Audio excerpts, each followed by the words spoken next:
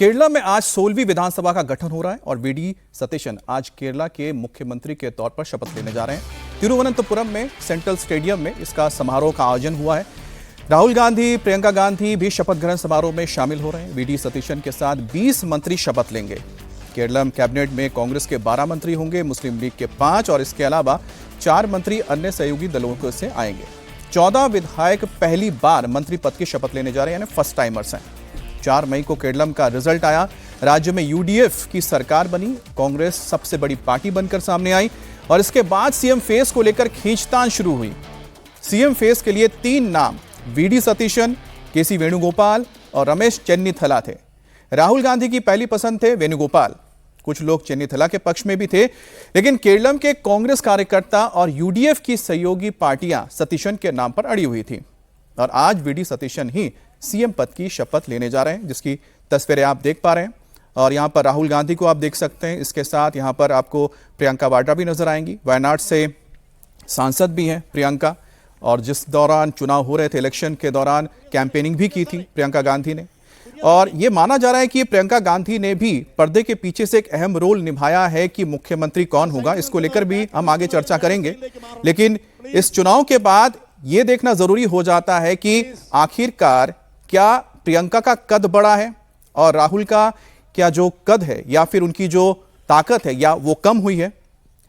केरला में कांग्रेस के कोटे से जो 12 मंत्री शपथ ले रहे हैं, उनमें मुख्यमंत्री वीडी सतीशन के अलावा रमेश चेन्नीथला, इसके अलावा के मुरलीधरन, सनी जोसेफ, इसके अलावा Rosy M John, T Siddique, PC Vishnunath, AP Anil Kumar, M Liju, Bindu Krishna, K A तुलसी, ओजे जनीश मंत्री पद की शपथ ले रहे हैं। ये 12 मंत्री कांग्रेस के हैं।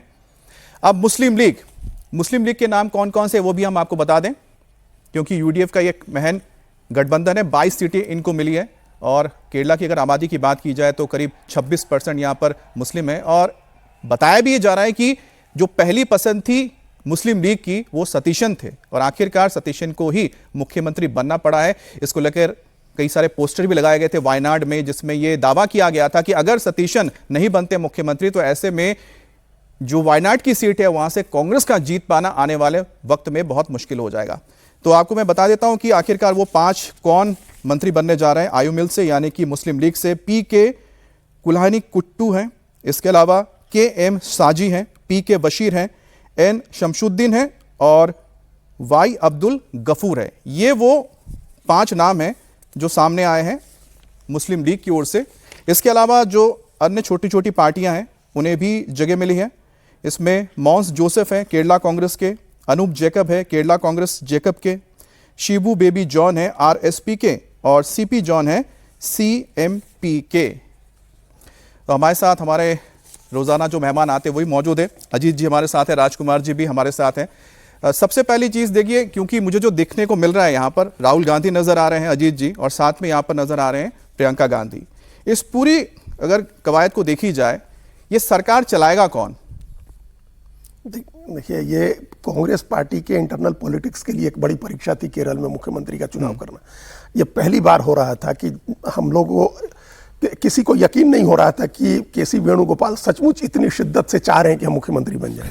जिस व्यक्ति को अध्यक्ष के बाद, या अध्यक्ष को भी छोड़ दीजिए, सर्वोच्च नेता के बाद का दूसरा सबसे बड़ा पद कांग्रेस में मिला हुआ हो और वो मुख्यमंत्री पद के लिए ट्राई कर रहा हो। हम लोगों ने इतने लंबे अपने राजनीतिक करियर में ये नहीं देखा कभी कि अहमद पटेल चाह रहे हो कि वो केंद्र में मंत्री बन जाए। लगातार 10 साल सरकार थी मनमोहन सिंह के नेतृत्व में और उन्होंने कभी नहीं चाहा कि वो मंत्री बन जाए। जो भी मंत्री होता था वो उनके दरवाजे पर आता था, उनके दरबार में आता था। सारे मुख्यमंत्री, एक समय तो ऐसा था 2010 के आसपास जब 14 मुख्यमंत्री थे कांग्रेस पार्टी के, सब उनके दरबार में आते थे।